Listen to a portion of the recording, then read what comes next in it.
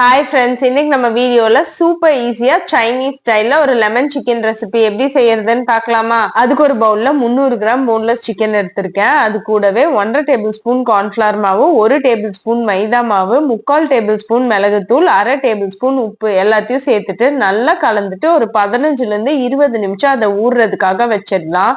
Meanwhile நம்ம ஒரு sauce ready பண்ணோம். அதுக்கு ஒரு லெமன் எடுத்துட்டு நல்லா கழுவிட்டு இது மாதிரி தோல் சீவி எடுத்துக்கோங்க. நிறைய வேண்டியது இல்ல, ஒரே ஒரு பிஞ்சு சேர்த்தோம்னா அதோட ஃபிளேவர் நல்லா இருக்கும். அது கூடவே 3 table spoon lemon juice, 1/2 table spoon மஞ்சள் தூள், 1/4 டேபிள் ஸ்பூன் உப்பு, 1 டேபிள் ஸ்பூன் கார்ன்ஃபிளவர் மாவு, 1 tablespoon chilli flakes, 1/2 tablespoon தேன், 1/2 டம்ளர் தண்ணி எல்லாத்தையும் சேர்த்துட்டு நல்லா கலந்து வச்சிடுவோம்.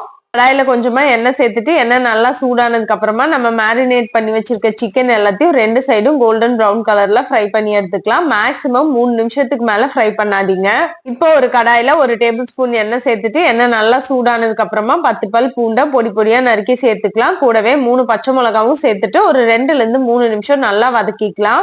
இப்ப நம்ம ஏற்கனவே கலந்து வச்சிருக்க கார்ன்ஃபிளவர் மிக்சரை சேர்த்துட்டு ஒரு 3ல இருந்து 4 நிமிஷம் மீடியம் ஹீட்ல வச்சு நல்லா கொதிக்க விட்டுடுவோம். சாஸ் கொஞ்சம் திக்கானதுக்கு அப்புறமா நம்ம ஏற்கனவே ஃப்ரை பண்ணி வச்சிருக்க சிக்கன் அதுல சேர்த்துட்டு ஒரு 2ல இருந்து 3 நிமிஷம் நல்லா கலந்து விட்டுட்டு ஃபைனல் டச்சா நம்ம வெள்ளை எள்ளை சேர்த்து இறக்கிடலாம்.